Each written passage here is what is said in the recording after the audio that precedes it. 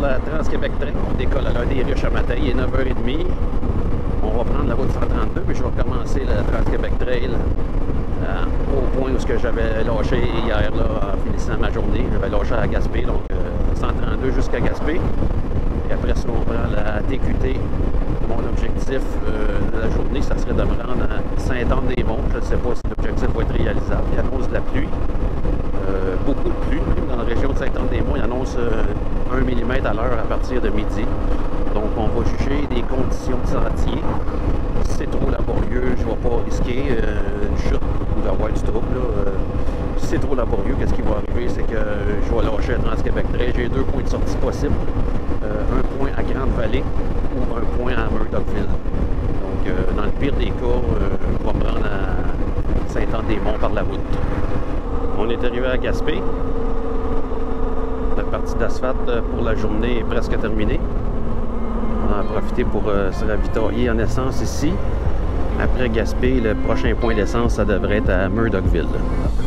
On est sur un chemin facile. Faire attention parce que par moment, il y a rejeté de la gravelle. Des gros morceaux de gravelle 3/4 lousses.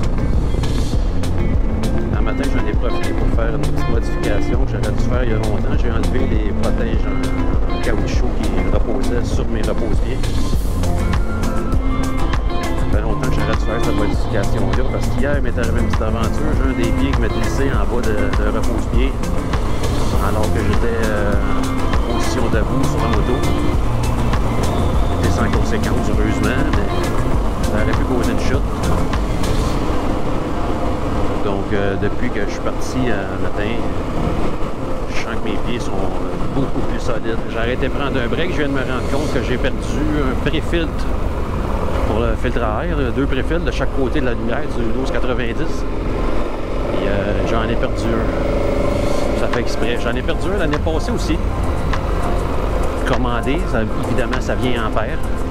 Puis là, je viens de reperdre un autre du même côté que l'année passée. Je sais pas ce qui se passe avec ça. Pourtant, j'avais mis du Loctite. C'est bien dommage. Je ne penserais pas que ça pose un problème avec les conditions que j'ai. Aucune poussière. En plus, je suis tout seul. Les conditions ont changé. C'est plus de la carnotte, c'est rendu de la terre. De temps en temps, de la boîte un peu glissante.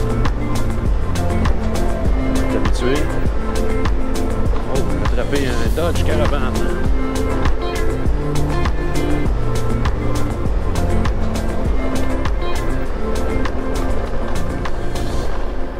Il est correct, il me laisse passer.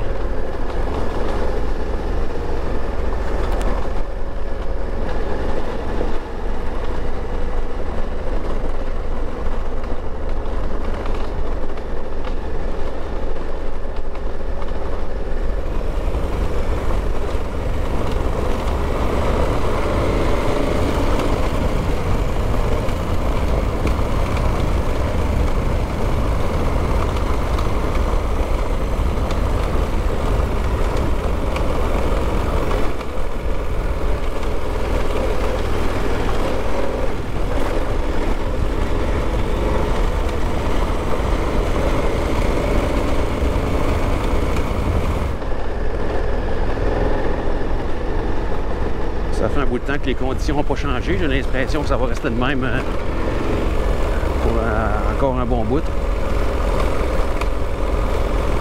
Conditions de roche, des fois de la terre, des fois un petit peu de boîte glissante, des trous d'eau.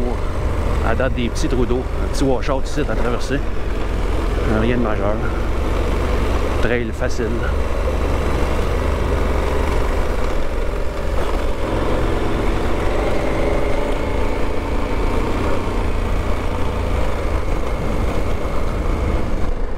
Évidemment, je pourrais rouler beaucoup plus vite que ça. Mais c'est mon petit beat bien à moi. Je suis à l'aise comme ça. Je veux pas pousser la machine. Comme je vous l'ai déjà dit, c'est pas tellement plus le fun. Puis quand on pousse, le niveau de risque augmente de beaucoup.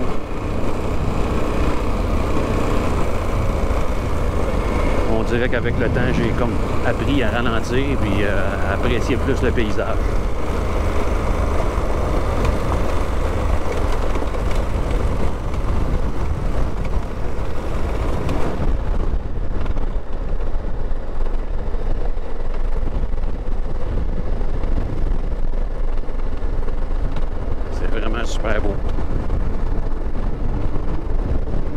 feeling est incroyable.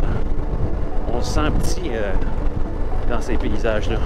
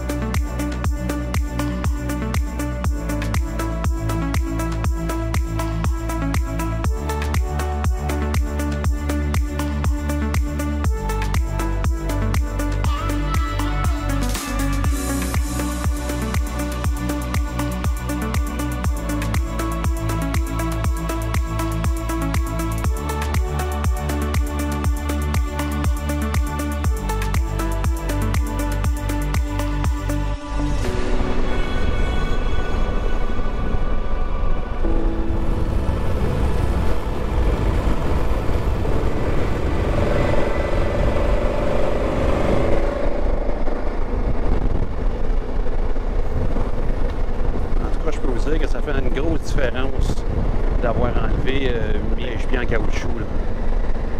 Je sens que mes pieds sont solides. Là. Grosse différence. La meilleure chose que vous avez à faire, enlevez ça en achetant votre bike. À moins que vous restez tout le temps sur l'asphalte assis sur votre bike. Là. Ça, c'est une autre affaire, mais ça fait longtemps que j'aurais dû faire ça.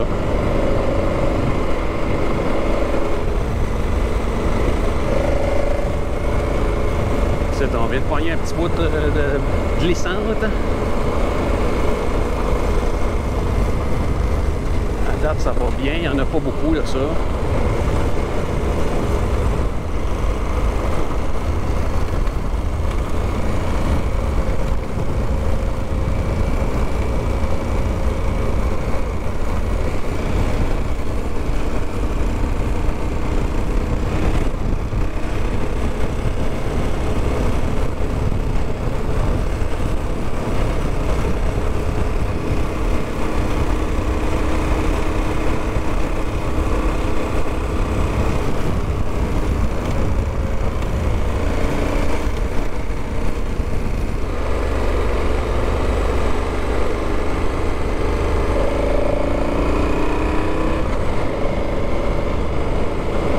Pas mal de roulottes de chasseurs.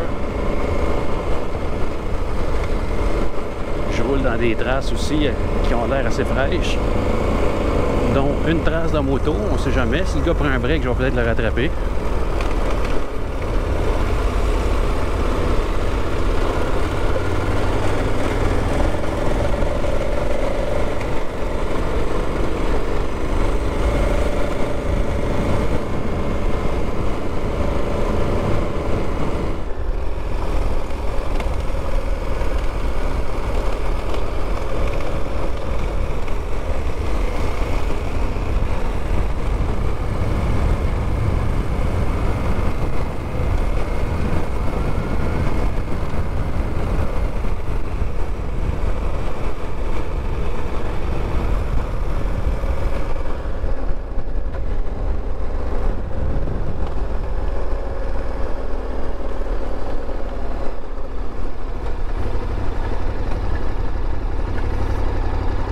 Ici, on arrive à une jonction. Si on tourne à droite, ça va nous mener à un petit village qui s'appelle Grande-Vallée. C'est super beau. Il y a un beau site d'hébergement, ça s'appelle Hôtel Grande-Vallée, avec un bon restaurant. Une vue super belle sur la baie de Grande-Vallée, puis le petit village en entier. Je recommande la place si jamais il y en a qui veulent l'essayer. Vous ne serez pas déçus. Mais moi, je m'en vais à gauche, direction Murdochville. Parce que là, il est juste 1h de l'après-midi, trop de bonne heure pour finir la journée. Donc, on poursuit direction Murdoch. Selon l'application, j'ai 41 km à faire pour atteindre Murdochville.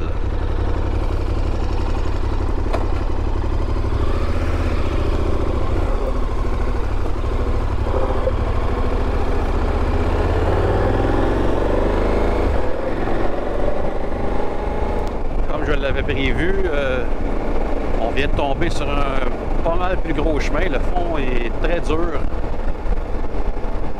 Beaucoup plus facile de rouler vite que tantôt. Et si je me souviens bien, on va être là-dessus jusqu'à Murdochville.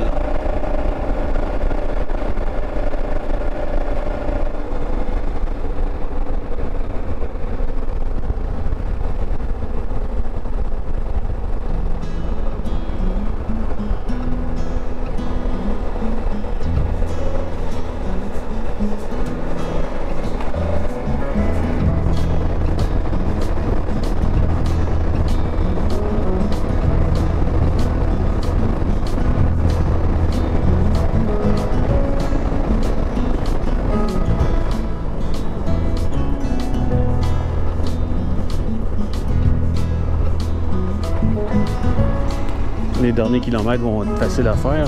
C'est sur la route 198.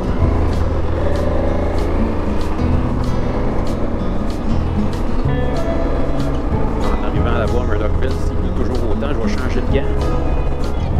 Mes gants de cuir ne sont pas à l'épreuve de l'eau. Vraiment, il risque d'être imbibé pour tout le restant du voyage.